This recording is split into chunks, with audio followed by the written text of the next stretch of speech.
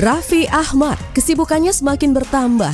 Sejak dirinya telah resmi dilantik sebagai staf khusus Presiden di bidang pembinaan generasi muda dan bekerja seni. Memang apa yang ia duduki saat ini adalah posisi yang berkaitan dengan pekerjaannya di dunia hiburan tanah air. Namun apakah dengan adanya posisi tersebut membuat Raffi tak lagi berkecimpung di dunia hiburan lagi? Jadi gini, karena kalau utusan khusus presiden itu memang dalam kabinet merah putih, tapi yang non struktural. Kalau strukturalnya itu kan ya seperti menteri, wakil menteri. Kalau utusan khusus presiden itu non struktural, jadi tetap kita utusan khusus presiden itu kan tugasnya mensinkronisasi, mempercepat akselerasi apa yang memang arahan dari Pak Presiden. Dan kalau di aku ini kebetulan aku kan membawahi bagian pembinaan generasi muda dan juga pekerja seni. Jadi seni apapun itu dan generasi muda apapun itu aku mencoba untuk menaungi semua. Seperti seni itu kan banyak, seni perfilman, seni panggung, seni broadcast, seni yang lain-lain. Jadi kalau misalnya syuting seperti ini, ya tapi tetap skala prioritasnya adalah tugas negara. Kalau misalnya kalau lagi live ini kan sebentar, tapi kalau misalnya ada memang diperintah sama Pak Presiden urusan yang lebih penting ya saya gue siap untuk ditinggalkan. Ya udah. Sebagai bagian dari Kabinet Merah Putih, Raffi kemarin sempat menjalani pembekalan di Akademi Militer Magelang, Jawa Tengah.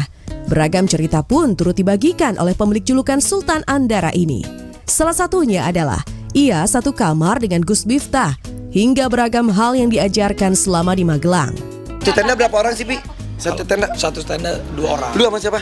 Saya sama Gus Miftah. Oh gitu. Khusus untuk Ini pengawal saya 1 orang. Enggak lah, saya nggak pakai gitu-gitu. Kita Pak Prabowo itu hebat. Kita disuruh standby jam 5. Pak Prabowo udah duluan. Setiap hari Hari pertama jadi, karena Bapak udah duluan kita.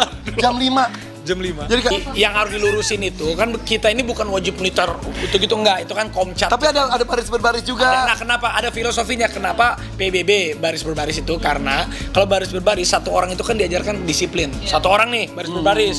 Nah, saat baris berbarisnya semakin indah kan saat bareng-bareng. Harus kompak. Jadi kita tuh diajarin kekompakan, diajarkan yang namanya fokus, tegas. Karena Pak Prabowo itu Pak Presiden pinginnya dalam kabinet ini nggak ada yang namanya Superman. Beliau pengen membuat seperti salah satu ya kekurangan kita Satu semua. salah jadi Hebatnya satu bukan karena satu orang tapi hebatnya tim.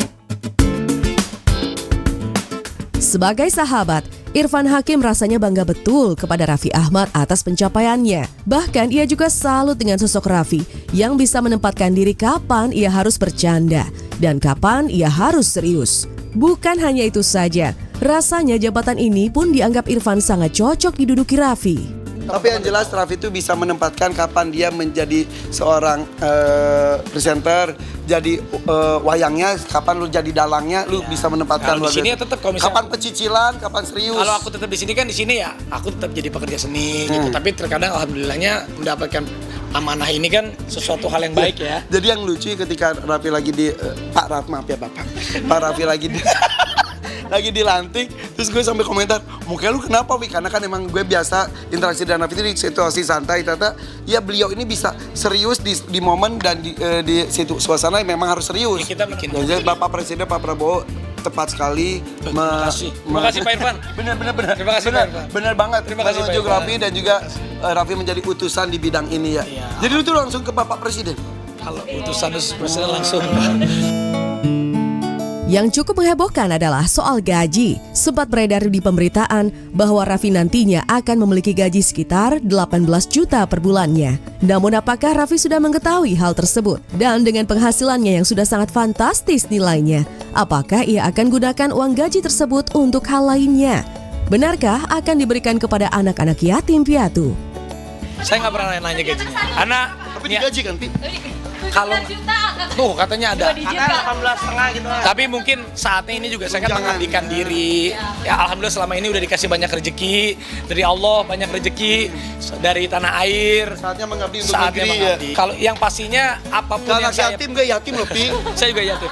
Apapun yang saya punya, kalau memang saya bisa lakukan yang terbaik untuk banyak orang, alangkah lebih baiknya dan insya Allah. Ucapan selamat juga kepada Raffi ya kan, tapi katanya mau gajinya akan sedekahkan gitu. Tapi kan yang gede itu bukan gaji sih, tunjangannya. Iya. Apakah tunjangannya bersama gaji juga akan disedekahkan kepada yang kurang mampu? Kita lihat ya. Ya, pastinya yang lebih membutuhkan bukan Raffi sih ya. Kalau untuk gaji mungkin sudah tidak butuh gitu ya. Dia aja bisa menggaji segitu banyak karyawannya ya pemirsa. Jadi ya kita doakan semoga amanah Amin, ya. yes. Dan jabatan-jabatan yang sudah diberikan kepercayaan ini benar-benar diemban dengan sebagaimana mestinya. Amin.